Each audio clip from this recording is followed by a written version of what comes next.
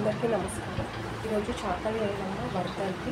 చాకలి ఐలమ్మ గురించి తెలియని వాళ్ళు ఎవరు ఉండరు తెలంగాణలో. ఎందుకంటే తన ఒక తెగింపు, అంటే తన పొలాన్ని విష్ణువుడి రామచంద్రారెడ్డి ఆక్రమించుకుంటే తనకు జరిగిన అన్యాయం కోసం తను పోరాడేది. ఇంకా ఎవరికి అన్యాయం జరుగుతుందని చెప్పి తన కమ్యూనిస్ట్ రాష్ట్రాలతో తను పోరాటం చేసిన శ్రీమూర్తి. తను చాలా ధైర్యంతో, అంటే ఒక పట్టుదలతో, ఒక ధైర్యంతో, ఒక నమ్మకంతో ముందెళ్ళి భూస్వాములకు ఎదురెళ్ళి పోరాడిన స్త్రీ.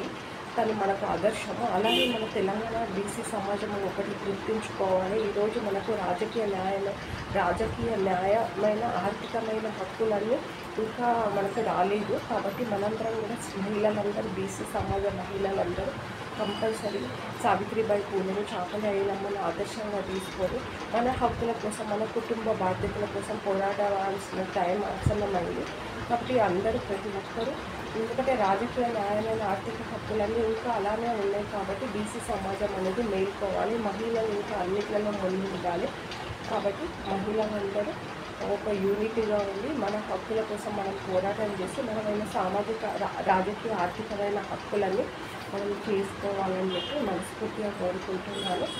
మనకు 326 ఆర్టికల్ అనేది ఓట్ ఫర్ రైట్ ఇచ్చింది. కాబట్టి డెమోక్రసీలో మనందరిది ప్రజల కోసం, ప్రజల చేత ఎన్నుకోబడింది. కాబట్టి మనందరికీ అడిగే హక్కు ఉంది. కాబట్టి తీసుకోవాల్సిన హక్కులు కూడా మనకే ఉన్నాయి. కాబట్టి ఇదంతా కంపల్సరీ బీసీ సమాజం అనేది మహిళలందరూ చైతన్యం కావాలని మనస్ఫూర్తిగా కోరుకుంటున్నాను.